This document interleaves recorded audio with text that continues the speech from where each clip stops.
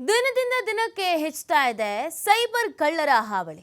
CBI ಅಧಿಕಾರಿ ಸೋಗಿನಲ್ಲಿ ವಂಚಿಸೋಕೆ ಮಹಾ sketch ಅನ್ನು ಹಾಕಲಾಗಿತ್ತು. ಸೈಬರ್ ಖದೀಮರಿಂದ ಕೂದಲೆಳೆ ಅಂತರದಲ್ಲಿ ವ್ಯಕ್ತಿ ಪಾರಾಗಿದ್ದಾರೆ. ಮಂಗಳೂರಿನ ಸಂಗೀತ ಕಲಾವಿದರೊಬ್ಬರನ್ನ ಯಾಮಾರಿಸೋಕೆ ಯತ್ನವನ್ನ ಮಾಡಲಾಗಿತ್ತು. ನೋಡಿ, ಈ ಸೈಬರ್ ಖದೀಮರ ಹಾವಳಿ ದಿನದಿಂದ ದಿನಕ್ಕೆ ಹೆಚ್ಚಾಗ್ತಾ ಇದೆ. ಅದು ಯಾವ್ಯಾವ ರೀತಿಯಲ್ಲಿ ಜನರಿಂದ ಹಣವನ್ನ ದೋಚಬಹುದು ಅದೆಲ್ಲ ರೀತಿ ಪ್ರಯತ್ನವನ್ನ ಮಾಡ್ತಾ ಇದ್ದಾರೆ. ರೊನಾಲ್ಡ್ ವಿನ್ಸೆಂಟ್ ಕ್ರಾಸ್ತಾ ಎಂಬುವರನ್ನ ವಂಚಿಸೋಕೆ ಯತ್ನಿಸಲಾಗಿದೆ. ಯಾವ್ದಾವುದೋ ಬೇರೆ ಬೇರೆ ರೀತಿಯಲ್ಲಿ ಹಣವನ್ನ ವಸೂಲಿ ಮಾಡೋದಕ್ಕೆ ಪ್ರಯತ್ನವನ್ನ ಪಡ್ತಾ ಇದ್ದಾರೆ. ಆನ್ಲೈನ್ ನಲ್ಲಿ ಪತ್ನಿ ಮಗಳ ಹೆಸರಿನಲ್ಲಿ ಕೆಲ ವಸ್ತನ್ನ ಬುಕ್ ಮಾಡಿದ್ರ ಬಗ್ಗೆ ಮಾಹಿತಿ ಸಿಕ್ಕಿದೆ. ಮುಂಬೈನಿಂದ ಮಲೇಷ್ಯಾಕ್ಕೆ ಪಾರ್ಸೆಲ್ ಬುಕ್ ಆಗಿದ್ದ ಬಗ್ಗೆ ಅಪರಿಚಿತರಿಗೆ ಮಾಹಿತಿ ಸಿಕ್ಕಿದೆ. ಗ್ಲೋಬಲ್ ಇಂಟರ್ನ್ಯಾಷನಲ್ ಕೊರಿಯರ್ನಲ್ಲಿ ಬುಕ್ ಆಗಿರುವ ಬಗ್ಗೆ ಮಾಹಿತಿ ಇದೆ. ಪಾರ್ಸೆಲ್ನಲ್ಲಿ 140 ಗ್ರಾಂ MDMA ಡ್ರಗ್ಸ್, 16 ನಕಲಿ ಪಾಸ್ಪೋರ್ಟ್, 58 ಸಿಮ್ ಕಾರ್ಡ್ ಇದೆ ಅಂತ ರೊನಾಲ್ಡ್ಗೆ ಅಪರಿಚಿತ ವ್ಯಕ್ತಿಗಳು ತಿಳಿಸಿದ್ದಾರೆ. ಅದ್ರ ಬಗ್ಗೆ ಸಿಬಿಐ ಕಚೇರಿಯಲ್ಲಿ FIR ಆಗಿದೆ, ನಿಮ್ಮನ್ನ ಬಂಧಿಸಬೇಕಾಗತ್ತೆ ಅಂತ ಬೆದರಿಕೆ ಹಾಕುವಂತ ಕೆಲಸವನ್ನ ಕೂಡ ಮಾಡಿದ್ದಾರೆ. ಯಾರಾದ್ರೂ ಪಾಪದವ್ರು ಸಿಕ್ಕಿಬಿಟ್ರೆ ಚೆನ್ನಾಗಿ ಗುಂಡೆನಾಮ ತಿಕ್ಕೋಣ ಅನ್ನುವಂತ ಕೆಲಸವನ್ನ ಮಾಡೋದು. ಎಷ್ಟು ಸಾಧ್ಯವೋ ಅಷ್ಟು ಅವರಿಂದ ಹಣವನ್ನ ಪೀಕೋಣ ಅಂತ ಪ್ಲಾನ್ ಅನ್ನ ಮಾಡ್ಕೊಳ್ಳೋದು.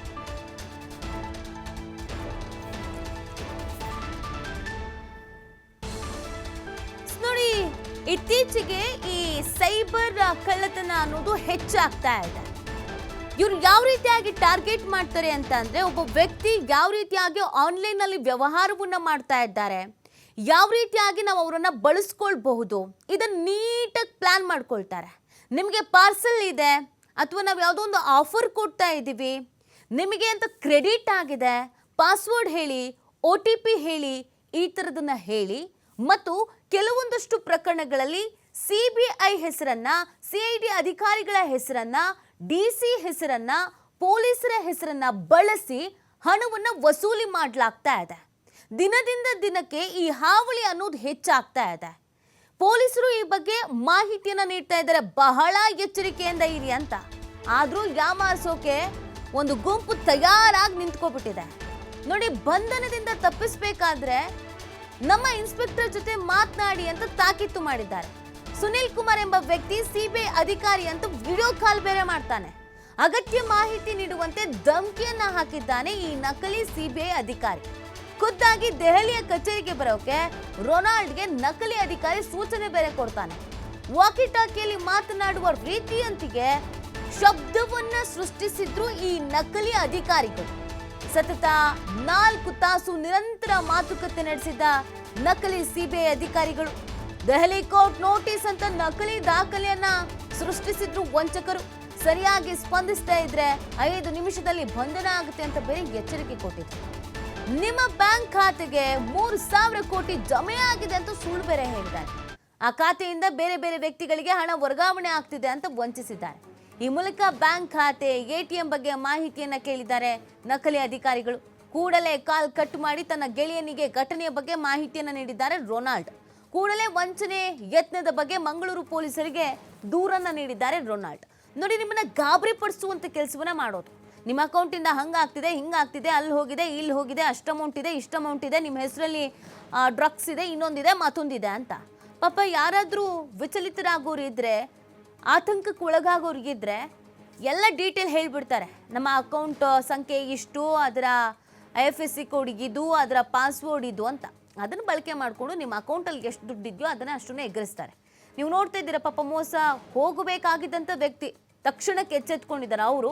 ಇನ್ನೊಂದು ಕಡೆಯಲ್ಲಿ ಈ ನಕಲಿ ID ಸುನಿಲ್ ಕುಮಾರ್ ಅಂತ, ನೋಡಿ, CBI ಅಧಿಕಾರಿಗಳು ಅಂತ ಈ ನಕಲಿ IDಯನ್ನು ಕ್ರಿಯೇಟ್ ಮಾಡ್ಕೊಂಡಿರೋದು. ಅಷ್ಟೇ ಅಲ್ಲ, ಕೋರ್ಟ್ನ ಆದೇಶದ ಪ್ರತಿಯನ್ನು ಕೂಡ ನಕಲಿ ಮಾಡಿಬಿಟ್ಟಿದ್ದಾರೆ.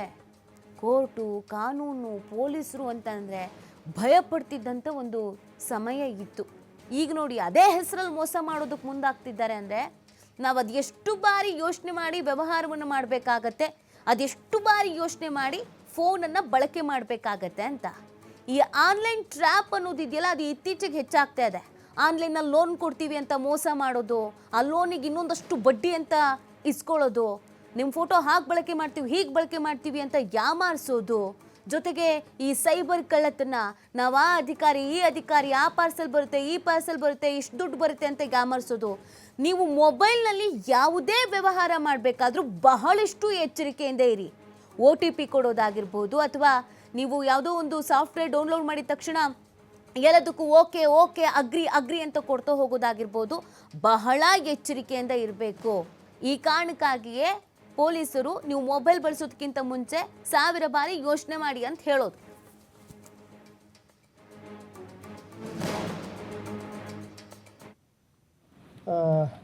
ಏಪ್ರಿಲ್ 2ಗೆ ನನಗೊಂದು ಇಂಟರ್ನೆಟ್ ಕಾಲ್ ಬಂದಿತ್ತು. ಸೊ ನಾನು ಅದನ್ನು ಅಟೆಂಡ್ ಮಾಡಲಿಕ್ಕೆ ಆಗಲಿಲ್ಲ. ಆನಂತರ ನಾನೇ ವಾಪಸ್ ಕಾಲ್ ಮಾಡಿದೆ. ಯಾಕೆಂದರೆ ನಾನು ಒಂದು ಸಾಮಾಜಿಕ ಕಾರ್ಯಕರ್ತ ಪ್ಲಸ್ ಒಬ್ಬ ಗಾಯಕ, ಕಾರ್ಯನಿರ್ವಾಹಕ. ಯಾಕೆಂದರೆ ನನಗೆಲ್ಲರೂ ಕ್ಲೈಂಟ್ಸ್ಗಳು ಕಾಲ್ ಮಾಡ್ತಿರ್ತಾರೆ ಪ್ರೋಗ್ರಾಮ್ಗೋಸ್ಕರ. ಅದೇ ಆಗಿರುವಂಥ ನಾನು ಕಾಲ್ ಮಾಡಲಿಕ್ಕೆ ಹೋದೆ. ನೋಡುವಾಗ ಅದು ಇಂಟರ್ನೆಟ್ ಕಾಲ್ ಆಗಿತ್ತು. ಅದು ಇಮಿಡಿಯೇಟ್ ಇನ್ನೊಂದು ಇದಕ್ಕೆ ನಂಬರಿಗೆ ಶಿಫ್ಟ್ ಆಯಿತು ಮತ್ತು ಹೇಳಿದರೆ ಹೀಗೆ ನಿಮ್ಮ ಹೆಸರಲ್ಲಿ ಒಂದು ಪಾರ್ಸೆಲ್ ಬುಕ್ ಆಗಿದೆ. ಅದಕ್ಕೆ ನಾನು ಹೇಳಿದೆ, ನಾನು ಇಂಟರ್ನೆಟ್ಟಿಂದ ಅಂದರೆ ಅಮೆಝಾನ್ ಆಗಲಿ ಫ್ಲಿಪ್ಕಾರ್ಟ್ನಿಂದ ಕೆಲವೊಂದು ಐಟಮ್ಸನ್ನು ತಗೊಳ್ತೇನೆ. ನನ್ನ ಮಗಳ ಹೆಸರಲ್ಲಿ, ನನ್ನ ಪತ್ನಿ ಹೆಸರಲ್ಲಿ ತಗೊಳ್ತೇನೆ. ಹಾಗೆ ಅದು ಆಗಿರ್ಬೋದು ಅಂತ ನಾನು ಹೇಳಿದೆ. ಯಾಕೆಂದರೆ ನನ್ನ ಮಿಸ್ಸಲ್ಲಿ ಒಂದು ಬುಕ್ ಮಾಡಿದೆ, ಅದು ಬರಲಿಲ್ಲ. ಅದಲ್ಲ, ನಿಮ್ಮ ಹೆಸರಲ್ಲಿ ಒಂದುಂಟು, ಮೆಟೆಲ್ಡ್ ಅಂತಲ್ಲ, ರೊನಾಲ್ಡ್ ಅಂತ ಹೆಸರಲ್ಲಿ ಒಂದು ಪಾರ್ಸೆಲ್ ಇದು ಡೆಲ್ಲಿ ಏರ್ಪೋರ್ಟ್ನಿಂದ ಮಲೇಷಿಯಾ ಕೌಲಾಲಂಪುರಕ್ಕೆ ನಿಮ್ಮ ಹೆಸರಲ್ಲಿ ಝಾಂಗ್ ವಾ ಅವರ ಇದಕ್ಕೆ ಸೆಂಡ್ ಆಗ್ತಿದೆ.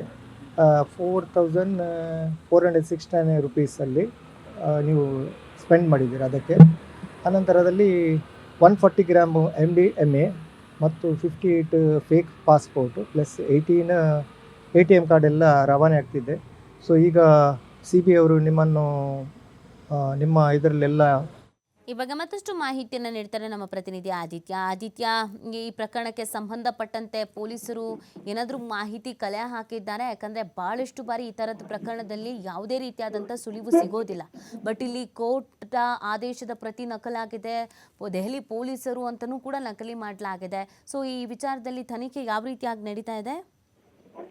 ನೀತಿ, ಮಂಗಳೂರು ಭಾಗದಲ್ಲಿ ಇಂಥದ್ದೊಂದು ಟಾರ್ಗೆಟೆಡ್ ವಂಚನೀಯ ಜಾಲ ಅನ್ನುವಂಥದ್ದು ನಿರಂತರವಾಗಿ ನಡೀತಾ ಇದೆ. ಅಂದ್ರೆ ಅಧಿಕಾರಿಗಳ ಸೋಗಿನಲ್ಲಿ ಕರೆ ಮಾಡಿ ನಿಮ್ಮ ಮೇಲೆ ಪ್ರಕರಣ ದಾಖಲಾಗಿದೆ ಅಥವಾ ನೀವು ಡ್ರಗ್ಸ್ ಅನ್ನ ಸಪ್ಲೈ ಮಾಡ್ತಾ ಇದ್ದೀರಾ, ಬೇರೆ ಬೇರೆ ಮಾದಕ ವಸ್ತುಗಳನ್ನ ಸಪ್ಲೈ ಮಾಡ್ತಾ ಇದ್ದೀರಾ ಅಂತ ಬೆದರಿಸಿ ಅವರಿಂದ ಹಣ ದೋಚುವಂತ ಒಂದು ಘಟನೆಗಳು ನಡೀತಾ ಇದೆ. ಕಳೆದ ಕೆಲವು ದಿನಗಳ ಹಿಂದೆ ಅಷ್ಟು ಓರ್ವ ನಿವೃತ್ತ ಇಂಜಿನಿಯರ್ ಮೂಲಕ ಸುಮಾರು 1 ಕೋಟಿಗೂ ಅಧಿಕ ಹಣವನ್ನ ಇದೇ ರೀತಿ ಸೈಬರ್ ವಂಚಕರು ದೋಚಿದ್ರು ಅಧಿಕಾರಿಗಳ ಸೋಗಿನಲ್ಲಿ. ಈಗ ಮತ್ತೆ ಅಂಥದ್ದೇ ಒಂದು ಪ್ರಯತ್ನಕ್ಕೆ ಈಗ ಮುಂದಾಗಿರುವಂತದ್ದು. ಮಂಗಳೂರಿನ ಒಬ್ಬ ಕಲಾವಿದರಾಗಿರುವಂತಹ ರೊನಾಲ್ಡ್ ಅನ್ನುವಂಥವರ ವಿಚಾರದಲ್ಲೂ ಕೂಡ ಇದೇ ನಡೆದಿದೆ. ಅವರೊಂದು ಪಾರ್ಸೆಲ್ ಅನ್ನ ಆರ್ಡರ್ ಮಾಡಿದ್ರು. ಆ ಪಾರ್ಸೆಲ್ ಅಲ್ಲಿ ಡ್ರಗ್ಸ್ ಇದೆ, ಮಾದಕ ವಸ್ತು ಇದೆ, ನಿಷೇಧಿತ ವಸ್ತು ಇದೆ ಅಂತ ಕರೆ ಮಾಡಿ ನಿಮ್ಮ ಮೇಲೆ ಪ್ರಕರಣ ದಾಖಲಾಗಿದೆ, ನೀವು ಇಷ್ಟು ಹಣವನ್ನ ಪಾವತಿಸಬೇಕು ಅನ್ನುವಂಥ ಧಮಕಿಯನ್ನ ಹಾಕಿದ್ದಾರೆ. ನಿರಂತರವಾಗಿ ಕರೆಯಲ್ಲೇ ಇರುವಂತ ಕೂಡ ಸೂಚಿಸಿದ್ದಾರೆ. ಅದು ಕೂಡ ವಿಡಿಯೋ ಕಾಲ್ ಮಾಡಿದ್ದಾರೆ ಅನ್ನುವಂಥದ್ದು ಕೂಡ ಬಹಳ ಒಂದು ಆತಂಕಕಾರಿಯಾಗಿರುವಂತಹ ವಿಚಾರ. ಮತ್ತು ಸುಪ್ರೀಂ ಕೋರ್ಟ್ಗೆ ಸಂಬಂಧಪಟ್ಟಂತ ನಕಲಿ ದಾಖಲೆಗಳನ್ನು ಸೃಷ್ಟಿ ಮಾಡಿದ್ದಾರೆ. ಆದ್ರೆ ಸ್ವಲ್ಪ ಅನುಮಾನಗೊಂಡಂತ ಹಿನ್ನೆಲೆಯಲ್ಲಿ ರೊನಾಲ್ಡ್ ಅವರು ಪೊಲೀಸ್ ಠಾಣೆಗೆ ದೂರನ್ನ ನೀಡಿದ್ದಾರೆ. ಉರ್ವ ಪೊಲೀಸ್ ಠಾಣೆ, ಸೈಬರ್ ಪೊಲೀಸ್ ಠಾಣೆಯಲ್ಲಿ ಪ್ರಕರಣ ದಾಖಲಾಗಿದೆ. ಸದ್ಯ ಪೊಲೀಸರು ತನಿಖೆಯನ್ನ ಎತ್ತಿಕೊಂಡಿದ್ದಾರೆ. ಇನ್ನಾದರೂ ಹಿರಿಯ ನಾಗರಿಕರನ್ನೇ ಟಾರ್ಗೆಟ್ ಮಾಡಿ ಘಟನೆಗಳು ನಡೀತಾ ಇದೆ. ಸ್ವಲ್ಪ ಎಚ್ಚರಿಕೆಯಿಂದ ಇರುವಂತೆ ಸೂಚನೆ ನೀಡಲಾಗಿದೆ. ಓಕೆ, ಥ್ಯಾಂಕ್ ಯು ಆದಿತ್ಯ ತಮ್ಮೆಲ್ಲ ಡೀಟೇಲ್ಸ್ಗಾಗಿ.